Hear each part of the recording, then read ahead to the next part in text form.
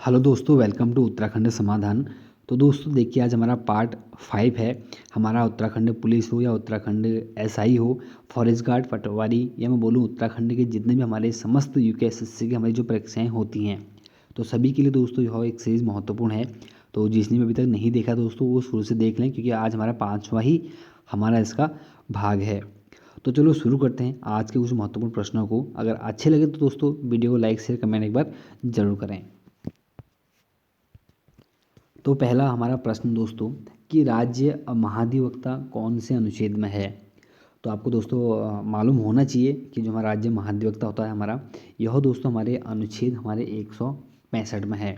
और अगर मैं यहीं पे बात करता कि महान्यायवादी हमारे कौन सा अनुच्छेद में है, तो इसका हमारा सही आंसर होता दोस्तों अनुच्छेद 76। और मैं अगर बात करूं कि वर्तमान में हमारे कौन हमारे महाधिवक्ता हैं, तो दोस्तों सूर्य नारायण बाबुलकर हमारे वर्तमान में, हम उनको शॉर्ट बोलते हैं SN बाबुलकर। और उसके बाद अगर मैं बात करूं दोस्तों कि राज्य के प्रथम हमारे महाधिवक्ता कौन थे, तो दोस्तों क्वेश्चन दो बनते हैं। अब हमारा जो नई वाली परीक्षा होनी है उसमें करेक्शन आ चुका है कि जो अंतरिम सरकार में हमारे महाधिवक्ता थे, वो तो थे दोस्तों हमारे, उनका नाम था LP नैथानी अंतरिम सरकार में।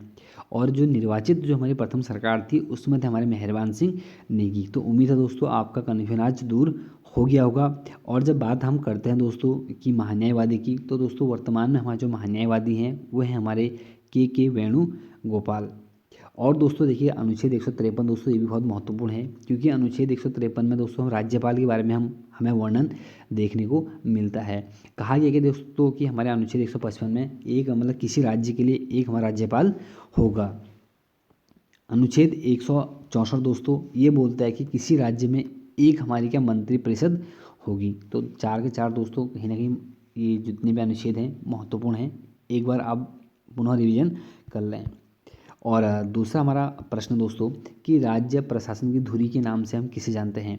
राज्य प्रशासन की धुरी के नाम से किसे जानते हैं, तो इसका जो सही हमारा आंसर है दोस्तों वो है हमारा C मुख्य सचिव। वर्तमान में दोस्तों हमारे यहाँ पर मुख्य सचिव कौन है राज्य में, वो है हमारे S संधू। तो दोस्तों महत्वपूर्ण है, नोट कर लेना। और तीसरा हमारा प्रश्न दोस्तों, कि देश के राज्यों का शासन प्रशासन मतलब देश के राज्यों का शासन प्रशासन संविधान के किस भाग में है।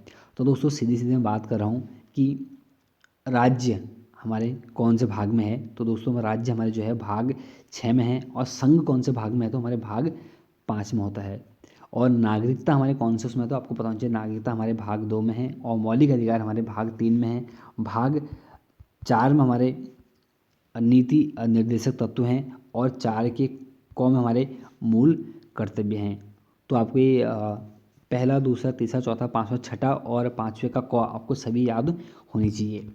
और चौथा हमारा प्रश्न दोस्तों, कि ढोल को राज्य वाद्य यंत्र घोषित करने के लिए किस हमारे समिति ने सिफारिश की थी। तो दोस्तों बहुत महत्वपूर्ण है ढोल को। आपको पता होगा ढोल 2015 में उत्तराखंड का राज्य वाद्य यंत्र हमारा घोषित हुआ था।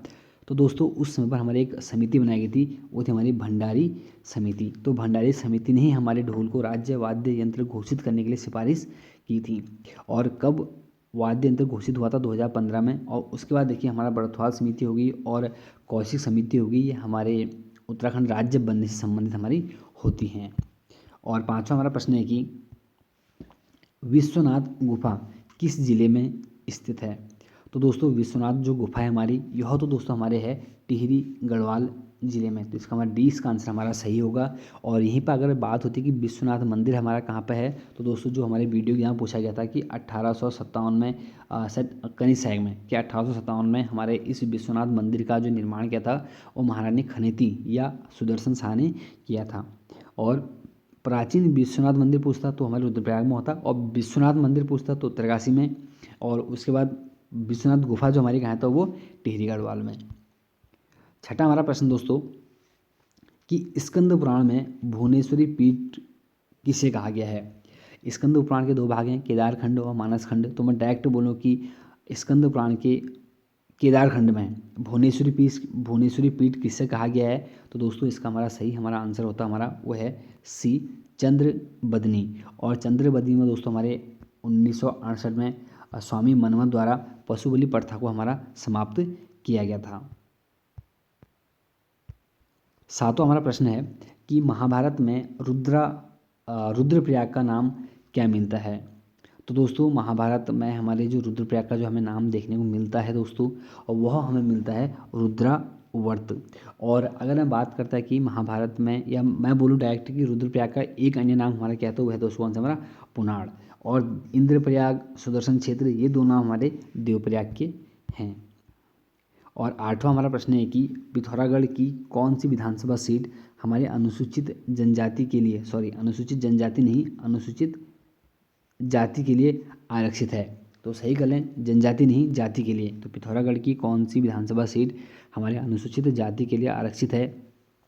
तो दोस्तों वो है हमारी कौन सी, सी गंगोली हाट। अगर मैं बात करूँ कि पिथौरागढ़ में दोस्तों में 4 ही हमारी विधानसभा की सीटें हैं। कौन कौन सी, डीडी हाट, पिथौरागढ़, गंगोली हाट और धारचूला। जिसमें से हमारी जो गंगोली हाट जो हमारी सीट है, यह हमारी आरक्षित है दोस्तों एससी के लिए। और यहाँ से वर्तमान में जो हमारे विधायक हैं वह है मीना गंगोला। और 9वां हमारा प्रश्न है कि तुंगनाथ शिखर किस पर्वत पर स्थित है। तो दोस्तों जो तुंगनाथ जो हमारा है वो हमारे चंद्रशिला पर्वत पर मौजूद है। और जब मैं बात करता हूँ दोस्तों तो चौखंबा पर्वत पर दोस्तों मधुमहेश्वरनाथ हमारा मौजूद है। और पुरंदर पर्वत दोस्तों हमारे केदारनाथ के वाम भाग में हमारा स्थित है। और जय विजय पर्वत दोस्तों हमारे जो हमारा एक 5 प्रयागों में से प्रथम प्रयाग है विष्णु प्रयाग, तो वहीं पर हमारा मौजूद है जय विजय पर्वत। और 10वां प्रश्न हमारा कि राज्य गठन के समय राज्य में कुल कितनी तहसीलें थी। तो देखिए दोस्तों जब राज्य हमारा गठन हुआ था, जिस समय पर हमारा उत्तर प्रदेश से अलग होकर हमारा उत्तराखंड बना था, तो उस समय पर हमारे वहाँ पर जो कुल तहसीलें थी दोस्तों वो थी हमारी 49। तो इसका हमारा सी इसका आंसर हमारा सही होता है। और 2004 में दोस्तों हमारे 29 फिर से हमारी कुछ तहसीलें बनाई गई थी। और जब मैं बात करता हूँ कि वर्तमान में हमारे कुल कितनी तहसीलें हैं, तो दोस्तों हमारी कितनी हैं, 110 तहसीलें हैं। और दोस्तों तहसीलों को ही हम बोलते हैं उप जिले। कभी कभी डायरेक्ट आपसे पूछा जाए कि राज्य में कुल कितने हमारे उप जिले हैं, तो ध्यान देना हमारे 110 हैं। और यह बोलो कौन सी कितनी तहसीलें हैं, तो 110। और 95 हमारे क्या हैं, हमारे ब्लॉक हैं। और 11वां हमारा प्रश्न दोस्तों कि गार्गी संहिता में गार्गी संहिता किसका एक हमारा ज्योतिष ग्रंथ है। तो देखिए दोस्तों आपको पहला एक क्वेश्चन ऐसे मिल गया है कि जो हमारा गार्गी संहिता है ये हमारा एक ज्योतिष ग्रंथ है। और शायद पूछा भी गया था एग्जाम में कि यवन आक्रमण का जो उल्लेख है, वीडियो में पूछा गया था क्वेश्चन ना, कि यवन आक्रमण का जो हमारा उल्लेख है वह हमें किससे मिलता है, तो हमें गार्गी संहिता से मिलता है। और बात यहीं पर होगी कि गार्गी संहिता एक जो ज्योतिष ग्रंथ है इसके रचयिता कौन है। तो इसका जो सही हमारा आंसर होता है दोस्तों वह है कौन सा, कात्यायन। इसका आंसर हमारा सही होगा। और देखिए जब बात करते हैं कि पतंजलि, तो पतंजलि के बारे में पूछा था बहुत बार कि पतंजलि किसके दरबार में थे। तो पतंजलि दोस्तों हमारे पुष्यमिति शुंग के दरबार में होते हैं, मतलब उस टाइम पर वहाँ पर रहते थे। और जब बात करते थे पाणिनि, तो पाणिनि की दोस्तों एक प्रसिद्ध हमारी रचना है अष्टाध्यायी। और अष्टाध्यायी का जो अगर मैं बात करूँ अष्टाध्यायी इसलिए फेमस है क्योंकि अष्टाध्यायी हमारा संस्कृत भाषा व्याकरण का हमारा क्या एक प्रथम पुस्तक थी। संस्कृत व्याकरण भाषा की जो हमारी पहली पुस्तक है हमारी कौन सी है, अष्टाध्यायी है। और अष्टाध्यायी में ही दोस्तों पहली बार हमें लिपि शब्द का प्रयोग देखने को मिलता है। ध्यान देना जो पाणिनि की रचना अष्टाध्यायी, तो अष्टाध्यायी में हमें लिपि शब्द की जानकारी देखने हमें मिलती है। और 12वां हमारा प्रश्न है कि राजतरंगिणी में कुल कितने सर्ग हैं। तो देखिए दोस्तों राजतरंगिणी की बात करूँ, आपको पता है कि कलहण की एक रचना है हमारी राजतरंगिणी। आपको पता होना चाहिए दोस्तों किसकी, तो हमारी कलहण। तो कलहण की एक रचना है राजतरंगिणी। यह हमारे कुल इसमें वो हमारे कुल किसने हमारे 8 हमारे क्या इसमें कुल सर्ग हैं।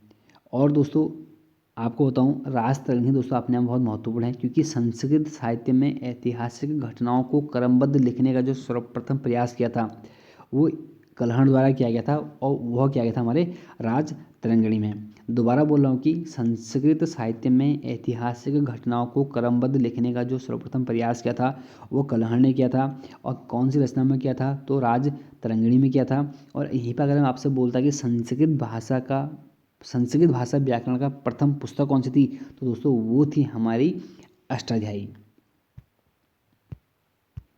और 13वां हमारा प्रश्न है कि पुराणों के रचयिता कौन थे।